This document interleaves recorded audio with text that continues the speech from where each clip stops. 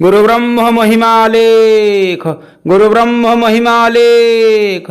विश्व प्रसिद्ध महिमा महोत्सव आज देखंतु दर्शक वृंद विश्वर चतुर्दिगर महिमा प्रेमी साधु भक्त वृंद आज एकत्रित होइछंती ढेंकानाल जिला महिमा गादी महिमा धाम रे। ए जो दृश्य देखुछंती ए हेउची विश्व प्रसिद्ध महिमा धाम। एही महिमा धाम को चतुर्दिगर श्रद्धालु भक्त वृंद आसी थांती महिमा महाप्रभुंकर दर्शनार्थे। गुरु महिमा स्वामी को दर्शन करी संत मानकर आशीर्वाद लाभ करी स्वगृह को फेरी जाती। आज हेउची पवित्र माघ मास शुक्ल चतुर्दशी दिवस। एही चतुर्दशी दिवस रे चतुर्दिगरु श्रद्धालु भक्त वृंद एकत्रित होइछंती। समस्तंकर मुखरे गोटिए स्वर गोटिए शब्द गुरु ब्रह्म महिमालेख, गुरु ब्रह्म महिमालेख, गुरु ब्रह्म महिमालेख। गुरु ब्रह्म महिमालेख शब्द रे आकाश गगन प्रकंपित होई उठुछि। वर्तमान ए विश्व प्रसिद्ध महिमा धाम को आसीथिबा श्रद्धालु भक्त वृंद समस्ते चातक परी चाहि रहिछंती। महिमा धाम रे पूज्य बाबा माने केतेबेले चामर नीति सेवा आरंभ करिवे। हे देखु देखु वर्तमान चामर नीति सेवा आरंभ हो गलानी। समस्त बाबा माने चामर धरी महिमा महाप्रभुंकर चतुर्पार्श्वरे चामर परिक्रमा करुछंती। महाप्रभु को समस्ते हृदय रे जणान करुछंती। हे महाप्रभु अखिल ब्रह्मांड रक्षा हेउ, आपणकर धर्मधाम आपण रक्षा करंतु। हे महाप्रभु ए अखिल जीवकुल को रक्षा करंतु। एही परि भाव रे समस्ते हृदय रे परम ब्रह्मंक पाखरे प्रार्थना करुछंती। ए भली भाव रे जगत जनकर मंगल कामना करुछंती। एही देखु देखु चामर नीति सेवा आरंभ। वर्तमान शरण दर्शन समय। वर्तमान चामर नीति सेवा शेष करी शरण दर्शन आरंभ कलेनी। वर्तमान शरण दर्शन करुछंती प्रभुंक पाखरे विश्व जगतर कल्याण निमंते महाप्रभुंक ठारे प्रार्थना करुछंती। हे महाप्रभु ए अखिल जीवकुल रक्षा हेउ, ए अखिल ब्रह्मांड रक्षा हेउ, कली भांगी सत्य प्रकाश हेउ, पृथ्वी शस्य श्यामल हेउ, जीव जगत आनंद हुअन्तु। एही परि भाव रे प्रभुंक पाखरे बारंबार शरणागत जाई प्रभुंक जणान करुछंती। हे महाप्रभु, हे महाप्रभु अखिल ब्रह्मांड रक्षा हेउ, अखिल जगत रक्षा हो। बारंबार शरण दर्शन शेष परे वर्तमान विश्व प्रसिद्ध महिमा धामर चतुर्दिगरे पित्तल झाड़ मानकरे वर्तमान अखंडवती प्रज्वलन हेब। ये देखुछंती ए जो दृश्य देखुछंती ए हेउची प्रसिद्ध महिमा धामर दक्षिण द्वार। दक्षिण द्वार रे ब्रह्मावधूत सत्यव्रत बाबा महोदय विश्व कल्याणार्थे अखंडवती अर्पण करुछंती। अखिल ब्रह्मांडर मंगल निमित्त महाप्रभुंक पाखरे प्रार्थना करुछंती। हे महाप्रभु ए अखिल ब्रह्मांड आपण रक्षा करंतु। ए अखिल ब्रह्मांड रक्षा हेउ, अखिल जगत आनंद हेउ। महाप्रभुंकर धर्मधाम महाप्रभु रक्षा करंतु। एही परि भाव रे प्रभुंक पाखरे प्रार्थना करुछंती। चतुर्दिगरे आसीथिबा श्रद्धालु भक्त माने परिपूर्ण भाव रे चारि दिगरे देखुछंती। ए दृश्यमान ए सब हेउछंती।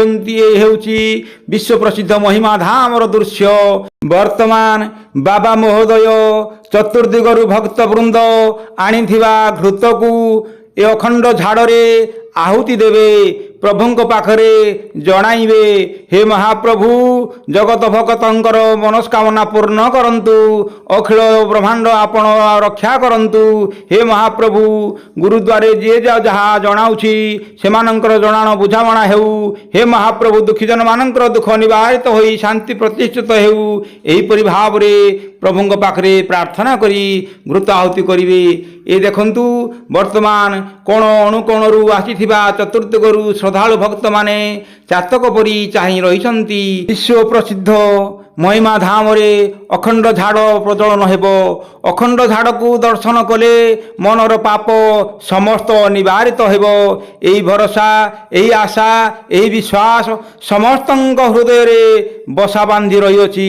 ଏ ଦେଖନ୍ତୁ ଚତୁର୍ଦିଗରେ ଏହିପରି ଲକ୍ଷ ଲକ୍ଷ ଭକ୍ତମାନଙ୍କର ସମାଗମ, ଏ ଆନନ୍ଦର ଲହରୀ, ଏ ମହିମା ମହାପ୍ରଭୁଙ୍କର ଧର୍ମଧାରା ମହାପ୍ରଭୁ ରକ୍ଷା କରିବେ କେମିତି? ସନ୍ଥମାନେ ସଦା ସର୍ବଦା ମହାପ୍ରଭୁଙ୍କ ପାଖରେ ପ୍ରାର୍ଥନା କରୁଛନ୍ତି। ଶ୍ରଦ୍ଧାଳୁ ଭକ୍ତମାନେ ଚାହିଁ ରହିଛନ୍ତି, ଅଖଣ୍ଡ ଝାଡ଼କୁ ଦର୍ଶନ କରୁଛନ୍ତି। ଅଖଣ୍ଡ ଝାଡ଼ ଜଳୁଅଛି ଚତୁର୍ଦିଗରେ ବିଶ୍ୱର ମଙ୍ଗଳାର୍ଥେ ଜନଜଗତ ଦର୍ଶନ କରି ପାପରୁ ମୁକ୍ତ ହେବା ପାଇଁ ଅଖଣ୍ଡ ଧ୍ୱନି ସ୍ଥାପନ କରାଯାଇଅଛି। ଏହି ଧ୍ୱନି ଦର୍ଶନ କଲେ ଅଶେଷ ପାପ ବିନାଶ ହେବ। ଧ୍ୱନି ଦର୍ଶନ କଲେ ଜଗତର କଲ୍ୟାଣ ହେବ। ଏ ଧ୍ୱନି ଦର୍ଶନାର୍ଥେ ବିଶ୍ୱ ଜନଜଗତଙ୍କର ସର୍ବମଙ୍ଗଳ ହେବ। ଏଇଥିପାଇଁ ମହିମା ମହାପ୍ରଭୁ ନିଷ୍କାମ ଲୀଳା ଲଗାଇଛନ୍ତି। ଏ ନିଷ୍କାମ ଲୀଳା ନିର୍ବେଦ ନିଷ୍କାମ अलौकिक लीला महिमा महाप्रभु स्थापन करिसंती, जाद्वारा कि जनजगत मुक्त हेबे। समस्त हृदय एक आत्मभाव, आत्मचेतन, आत्मजागरण समस्त हृदय स्थान पाइब। समस्ते एक परम ब्रह्मंकर, समस्ते एक परम ब्रह्मंकर, एक परम ब्रह्म समस्तंकर एई भावना समस्त हृदय स्थापन हेब। एई भावना समस्त हृदय स्पंदन हेब। सन्थंग भाषारे देहधारी जेते अछ जगते गो, कर निष्काम भक्ति सोचिते गो। सोचितरे निष्काम भक्ति कले समस्तंकर निर्वाण प्राप्ति सुनिश्चित।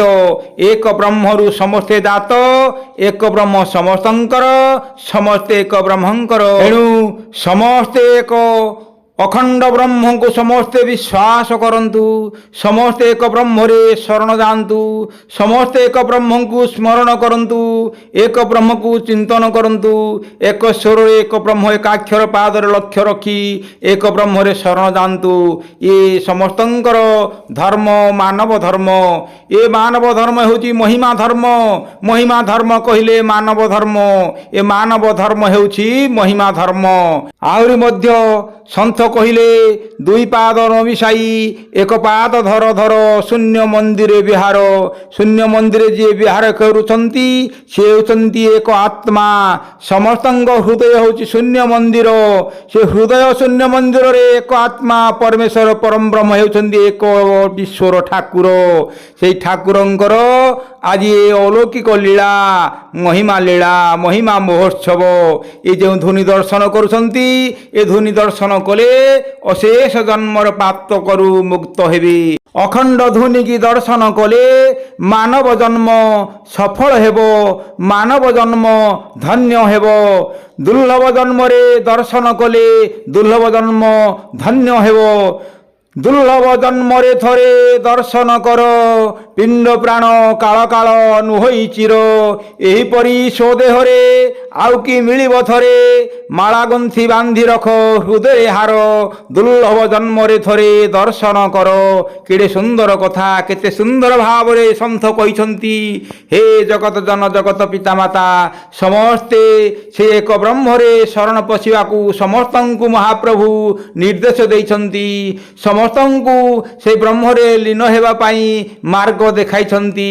निष्काम अलौकिक लीला, लीला को समस्ते उपभोग करंतु, अनुभव करंतु, हृदय स्पर्शी हंतु। हृदय रे परमात्मा को चिंतन करी परम धाम को गमन करंतु। यह समस्तंकर मंगल हेबो। यह समस्तंकर मानव जन्म सार्थक हेबो। परमात्मा ठारे प्रार्थना करिया को कहिले, गुरुदेव स्वामी महिमा सागर, पिंड प्राण रक्षा कर। पाद पद्म रे शरण सते बार, दयारे उद्धरी धर। दयारे उद्धरी धर हे महिमा, दयारे उद्धरी धर। ଦୟାରେ ଉଦ୍ଧରି ଧର ହେ ମହିମା, ଦୟାରେ ଉଦ୍ଧରି ଧର। ଏହିପରି ମହିମା ମହାପ୍ରଭୁଙ୍କ ପାଖରେ ପ୍ରାର୍ଥନା ଜଣାଣ କରୁଛନ୍ତି। ମହିମା ମହାପ୍ରଭୁଙ୍କୁ ନିବେଦନ କରୁଛନ୍ତି, ହେ ମହାପ୍ରଭୁ ଅଖିଳ ଜଗତକୁ ରକ୍ଷା କରିବା ପାଇଁ ସ୍ତୁତି କରୁଛନ୍ତି।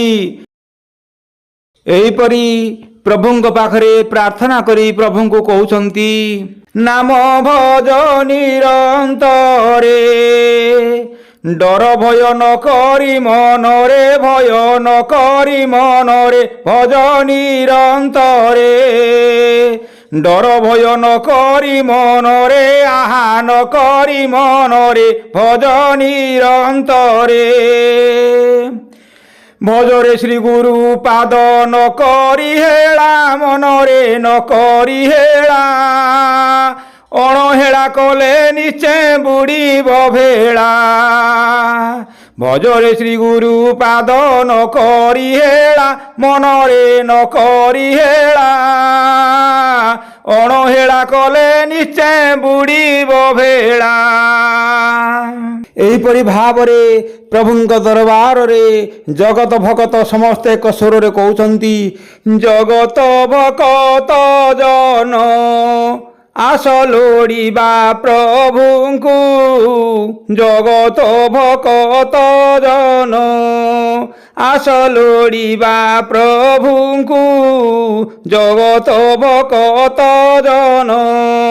ମହିମା ମହାପ୍ରଭୁଙ୍କର ଅଶେଷ ଲୀଳା, ଅଶେଷ ଲୀଳାକୁ କିଏ ବା ଶେଷ କରିବ? ଏପରି ଅଶେଷ ଅଲୌକିକ ଲୀଳାକୁ କିଏ ବା କଳିପାରିବ? ଅବର୍ଣ୍ଣ ଭାବକୁ କିଏ ବା ବର୍ଣ୍ଣି ପାରିବ?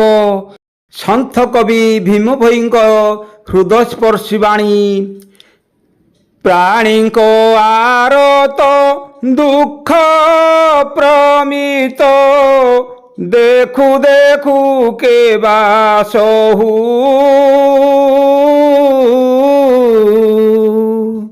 ମୋ ଜୀବନ ପଛେ ନର୍କେ ପଡ଼ିଥାଉ, ଜଗତ ଉଦ୍ଧାର ହେଉ, ଜଗତ ଉଦ୍ଧାର ହେଉ ହେ ମହିମା, ଜଗତ ଉଦ୍ଧାର ହେଉ। ମୋ ଜୀବନ ପଛେ ନର୍କେ ପଡ଼ିଥାଉ, ଜଗତ ଉଦ୍ଧାର ହେଉ।